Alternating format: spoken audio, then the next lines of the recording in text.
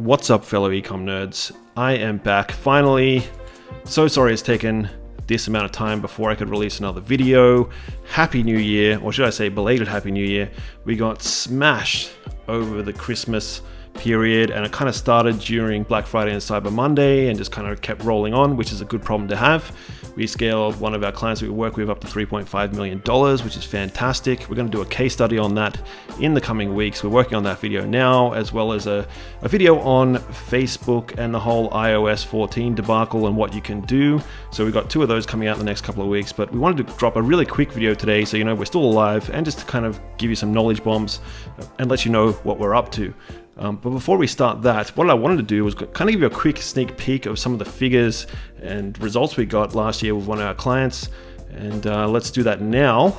So this is kind of a sneak peek up until that video that we're going to drop, which is going to be a full case study on scaling to 3.5 million. But anyway, let's have a quick look at this before we get into our main topic, which will be Facebook ads alternatives in 2021. And if you've been following the news, you'll know why we're talking about having alternatives to Facebook ads in 2021, or this year now. So we'll get to that in a minute, but let me show you quickly what we achieved across a number of channels that we're running for this client that we scaled to 3.5 million.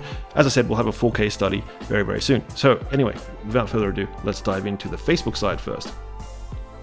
So you can see, we'll go back to the beginning, that we spent just under $25,000. We had a ROAS, or return on ad spend, of 25.49. Now this is for the whole of 2020. So from January 1st, 2020 to December 31, 2020. We then made from Facebook just under $630,000 back. So we spent just around 25K and made 630,000-ish back. On the Google Ads side, we spent around $32,000. This is more of a primary channel that we use. We had all up in conversion value, $708,000 we made. So, and that was a ROAS, or return on ad spend, of 22,000.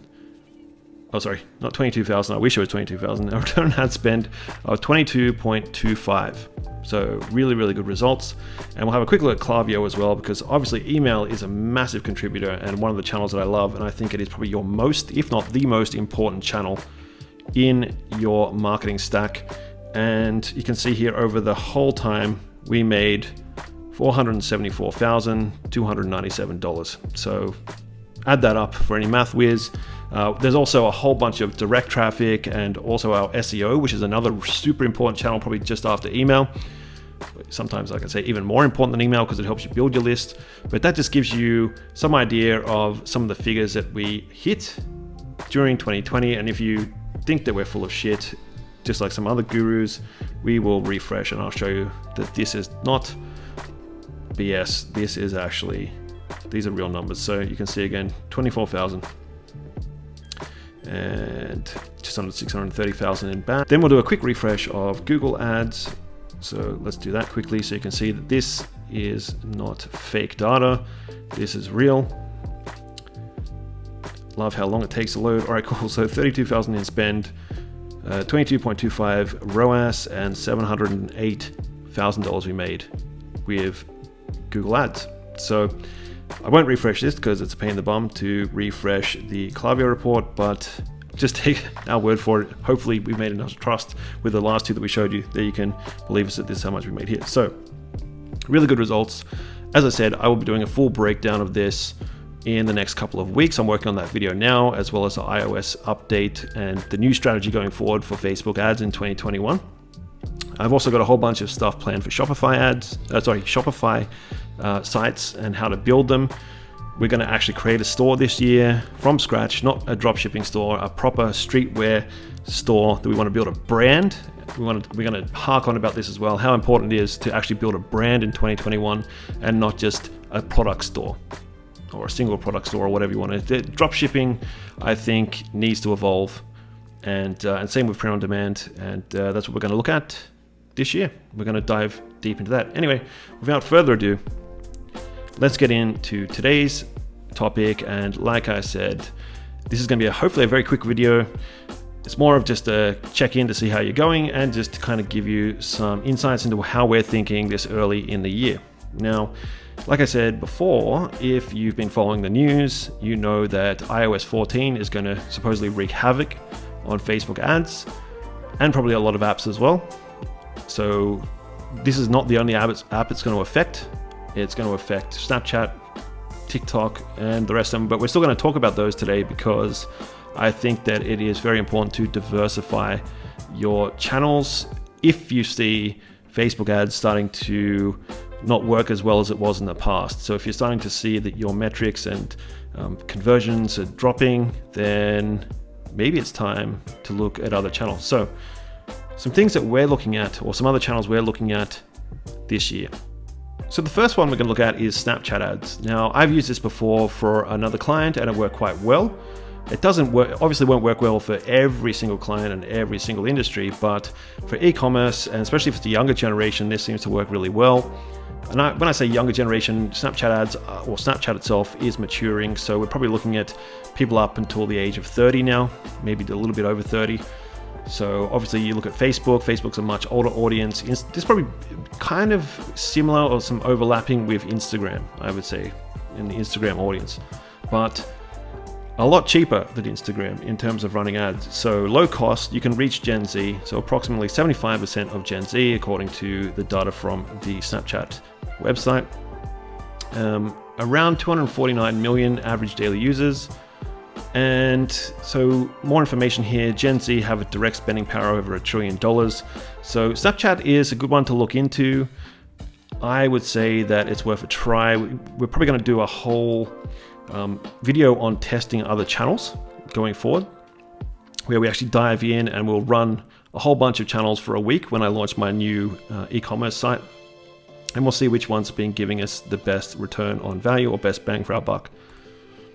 TikTok ads. So TikTok is obviously becoming more and more popular as the days go on. Advantages. So it's 20 regions and growing, 20 plus regions and growing. I know it's really big here in Australia. I know it's had some controversy in the US where they were looking to ban it, but obviously that's still up and running. So I haven't heard anything else. So I think we're still good to go. It's still running. It's very good for creativity and thinking outside the box and creating ads that you might want to test to just show off your creativity a little bit, kind of go nuts. And it's also super, super cheap as well. We're going to talk about that in a minute. But you can reach a really engaged younger audience. So again, probably even I'd say Gen Z and even younger, I would say. If you're looking at teens or you're advertising to teens, then that would be a good channel. Not really something that I'd be looking at for my store that I have in mind. But if you are trying to get in front of kids and teenagers for products, then this could be a good one. So approximately there is a 1 billion monthly active users, and the really, really good, or the one reason you'd use this for, the big advantage is it is super low cost. So sometimes as low as 19 cents from what I've read as some of the lower cost per click data here. So it's 19 cents, so really cheap just to get people to your website and then capture them maybe in an email form or a competition or something like that. This could be really good. So Pinterest ads, this is becoming one of my favorite platforms and one I'm going to be diving deep into 2021. It's perfect for e-commerce, and I'll tell you why in a minute, but the big reason is, if anyone's been following this channel, I'm a massive fan of SEO. I've been doing SEO for over 10 years, and Pinterest has a direct correlation in terms of helping with your SEO, especially around image search or image SEO. It can help you build followers, much like Instagram. You can reach millions of engaged shoppers. Now, when I say engaged shoppers, I mean people that are actually looking to spend money. So I saw a stat somewhere, and I'll try and find it and put it in the link in the description below, but it's saying up to 50% of people who use Pinterest will actually buy or are in the mood to buy. They kind of treat Pinterest or their boards, Pinterest boards, like shopping lists or wish lists. So really good channel, especially for e-commerce. Great for driving traffic to your website at a really low cost. And again, it's really good for lead generation. So you could drive a whole stack of people to your website and then try to capture them in your email form or a competition or something of that nature. And clicks for as low as 10 cents And I've seen this happen too in some stuff that we've been using in the case study that I'm going to be showing in a couple of weeks. I'm going to show you how we use Pinterest to also drive traffic, super cheap traffic to the website. And we'll look at Google Analytics for that. Approximate reach size, so 442 million monthly active users. I'm sure this is going up every day. More and more people are using it and engaging with it. It's becoming a much bigger opportunity, I think, going forward, and especially with Facebook ads potentially losing some of its shine. This could be a good one to double down on. So great for long-term benefits in terms of SEO and things like that. And of course, you get to keep people on your thing by getting people to follow you, and also great for reaching Gen X. There's a lot of younger people on here, but there's also a lot of, say, older people who are in, who were born up until, I think it's 1965 to 1980. Big female audience as well. So if you want to reach females and have a female product, then Pinterest is a great opportunity for you as well. Okay, YouTube ads is another one I think has a massive opportunity. So with Facebook ads going down, I think YouTube could definitely pick up the slack here. It is connected to Google Ads, and we're going to talk about that in a minute in the ecosystem. I think that's its biggest advantage. But let's talk about some of the other advantages as well. So what other platform could you target people who are watching videos directly related to your product? What I mean by that is, if you are selling headphones, you could literally run ads over videos that might have reviews on headphones or specific headphones. So this is really powerful. And also you could run ads over videos of potential competitors. So your competitors could be spending all this time building up their YouTube channel, and you could run ads over their channel. So this is great for kind of stealing competitor eyeballs as well. So people that are watching videos from your competitors, you could steal those people and drive them to your website. So really powerful. And again, super cost effective as a branding tool. So not always really cheap to get people to the website, although that still works and can work very well. I think it worked really well for lead generation. But in terms of views and view cost, you're looking at something between 10 cents to 30 cents per view. So we recently launched some YouTube ads for a new client that we're working with, and it was incredible. We had a lot of people thinking that we're a massive business because we were kind of everywhere, showing up everywhere, and we spent $300 and reached crazy amounts of people. I'm going to break this down into a case study as well. I might even add it as a bonus in the one I'm going to be releasing in a couple of weeks, but it was crazy. So you can get massive reach for super cheap on YouTube ads. So another one that I think I'll be going all in on this year in 2021, especially as we might see Facebook ads starting to decay in terms of performance. This is a great alternative. Now, if you look at the approximate reach size, there's around 5 billion videos being watched on YouTube every single day. I don't need to tell you how many people watch YouTube every day. More people watch YouTube than they do Netflix. So this is a huge opportunity. Like I said, I am going big on this one, going all in on 2021 to test this as well. So I think Pinterest and YouTube will definitely be two that I'm looking a lot into in 2021. So, and it's also part of the Google Ads ecosystem, as I said before, so lots of opportunity to retarget. Because you're inside of Google's ecosystem, it's going to, especially if it knows and you're logged in, who these people are, who they're watching, that they're watching videos, you can then retarget people based on what they've done in terms of watching your videos on Google Ads. So you can show them ads based on what they've done when they've watched your videos or what videos they've watched.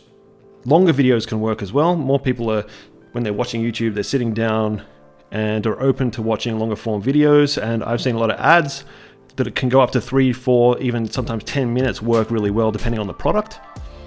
And you can target people that have watched your videos as well. So if you're building a YouTube channel like I am now with Nerds of E-commerce, I can then go and target people who have watched my videos or watched one particular video or a playlist or whatever it might be. Okay, maybe not so much a playlist, but I can definitely target people who have watched specific videos or anyone who's watched my channel. So again, really big opportunity.